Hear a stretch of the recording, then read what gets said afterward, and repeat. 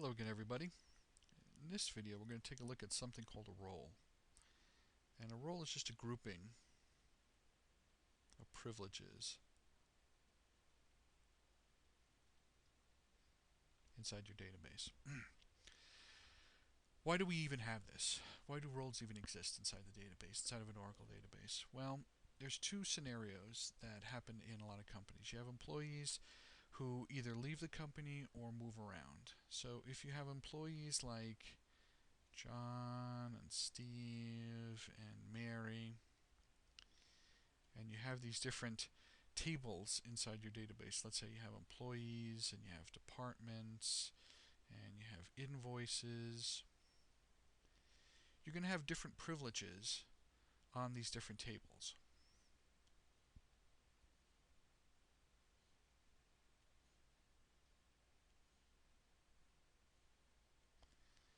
And you can turn into a real nasty spider web in a real short period of time. And all of these privileges are going to be different. This might be update privilege. This might be an insert privilege.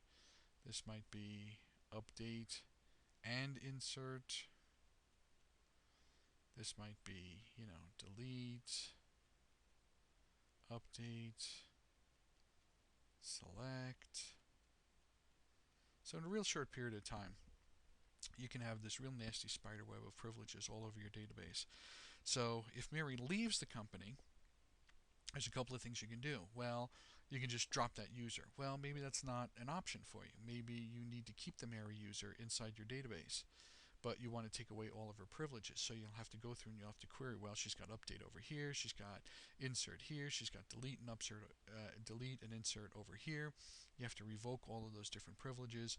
You can also maybe lock out Mary's account, but there's still security privileges and issues that could go around that particular account. Another common thing is, well, what happens if Mary gets promoted within the company?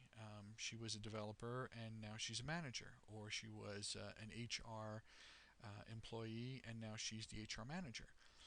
What happens then? Well, you have to go through and look at all the different privileges that Mary has and say, well, does she still need that privilege? Does that privilege need to be taken away? Do new privileges have to be added and enhanced to Mary's capabilities on her system? By keeping all of the individual pieces here, it makes it really challenging for an administrator, especially if you're in a large organization. This is just 3 tables. Imagine if you were talking about hundreds and thousands of tables and indexes and views and system privileges and procedures and packages and keeping track of all that security. If you didn't have a way of kind of grouping all of those things together, this would turn into a nightmare in a really short period of time. So Oracle does provide us with that technology, and the ability to group all the different privileges together is what's called a role.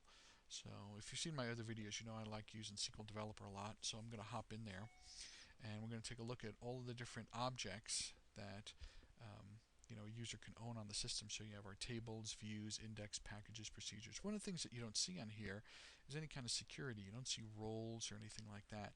Well, we have to go to a special point inside of SQL Developer. So if I click on View and I go to DBA, this other window opens and it gives me some DBA views depending on how I'm logged into in the system. If I don't have DBA privileges, then I won't be able to see any of this stuff. But because I'm logged in as the sys user, I get a chance to see the DBA privileges here. And you can see there's a whole bunch of different things on database configuration, resource manager, security and storage. I'm going to click on security. There's our roles, and there's a whole bunch of existing roles that come with the system right out of the box. So if I click on that, I can see there's all of these roles that are available to me.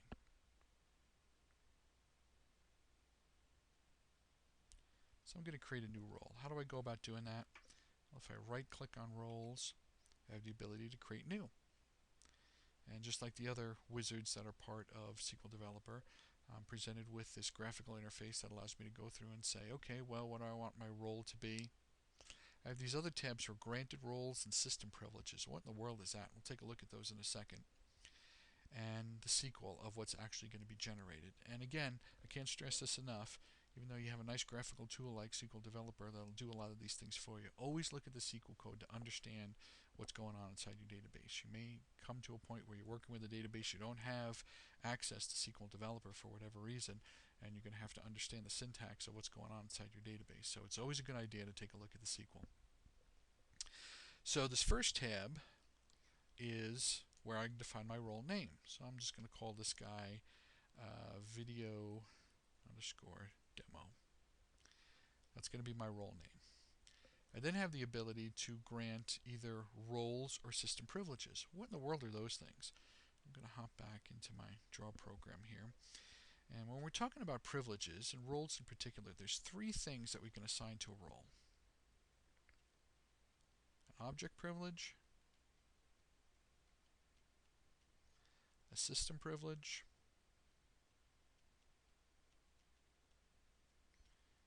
or another role.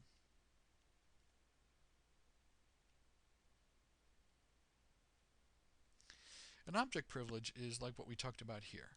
If I have an object inside my database that's owned by a user, so let's say HR owns the emp table,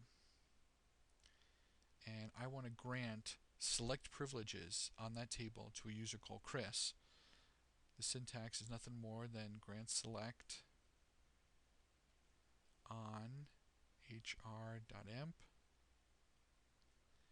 to Chris. That's an example of an object privilege. An object privilege is a table, an index, a view, something that's inside my database that's owned by a user that I'm going to grant certain privileges on to another user.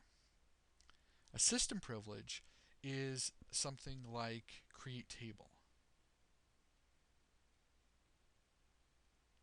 alter index. It's not specific to an exact object. An object privilege is obviously on this object right here, HRemp. A system privilege is across the board. So if I give create table to Chris, we're not talking about a specific object inside my database. We're saying Chris can then go ahead and create a table. And there's a whole bunch of lists that we're going to see as part of the wizard. We'll hop back in there and we'll take a look at all the system privileges that are available. We can also grant other roles to an existing role. Why in the world would I ever want to do something like that? Well, let's say I have a couple of roles out there that exist already. One is called HR Viewer, and another one is called HR User.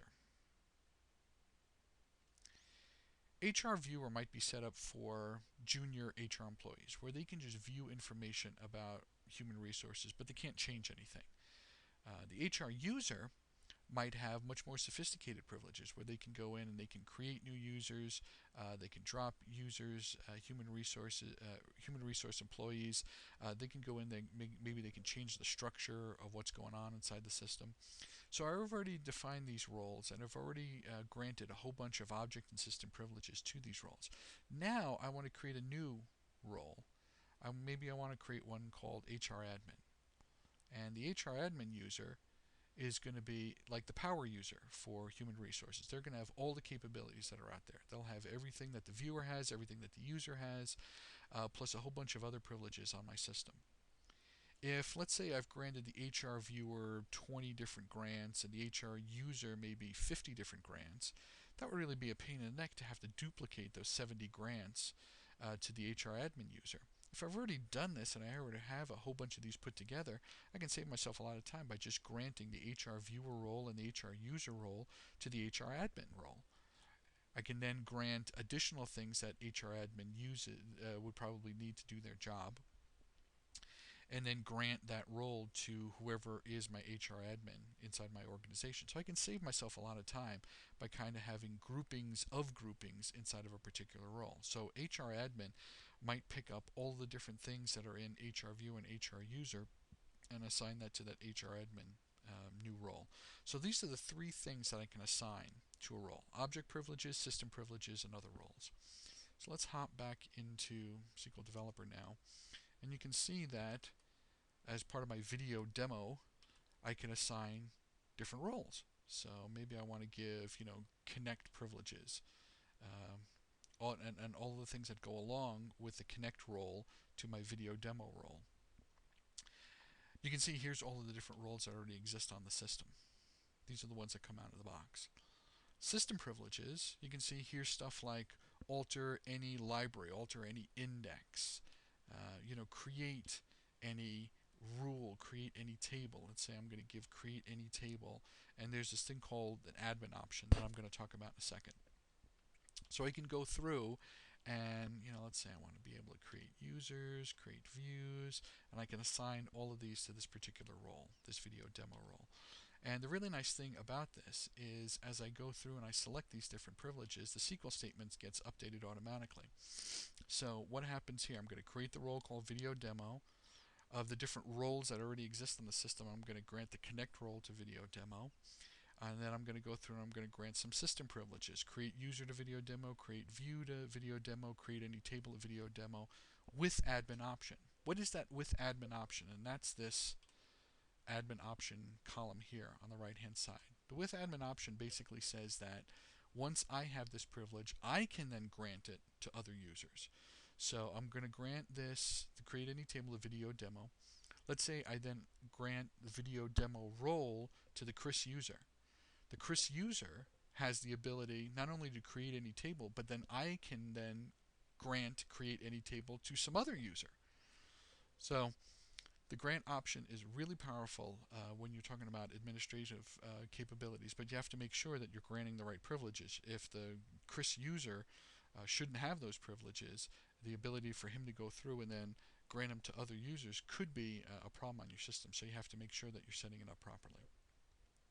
So I'm going to go through here and I'm going to say apply, successfully process SQL command. So now I have this new role called video demo. So I'm going to close this. I'm going to go back to my roles here,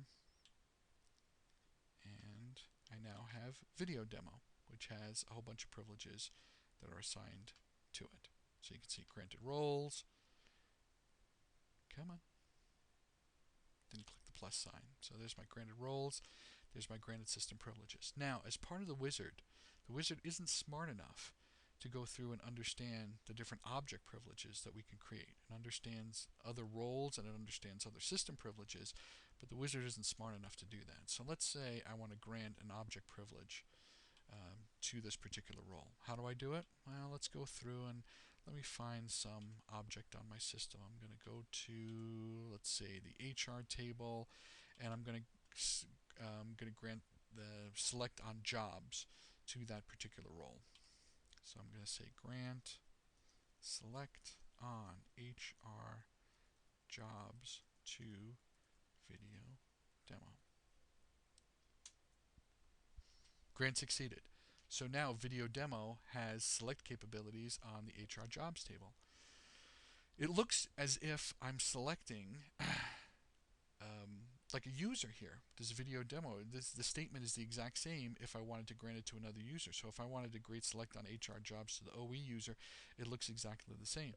That's one of the things you have to keep in mind, is that you can't create a role that conflicts with an existing user on your system, because Oracle can't really tell the difference when you run a statement like this. Hey, are we talking about the user or are we talking about a role?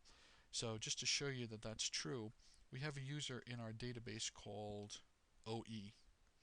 So let's say I wanted to go through and I want to create a role.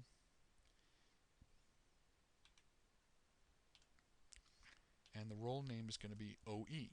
I can't conflict with an existing user. So I'm just going to create one thing here, alter any assembly. We go to SQL, create role OE, grant any, alter any assembly to OE. I try to run this. What happens? It doesn't let me do it. Role name OE conflicts with another user or role name inside the database. So my roles have to be unique within my database. I can't conflict with another user. So now I have this video demo. How do I go through and grant this to a particular user? Real simple. I just say grant video demo to OE. Grant succeeded. So I've grouped all of these different privileges together as part of video demo. I can then assign different pieces, different object privileges, system privileges, and other roles to that particular role, and then I can grant that role to a particular user. So OE, again, I might have something like an OE user, an OE power user, an OE administrator. I can group all my privileges together and then assign those to a particular user. So it's a real easy way of avoiding the spider web that goes along with creating all the different privileges that are on your system.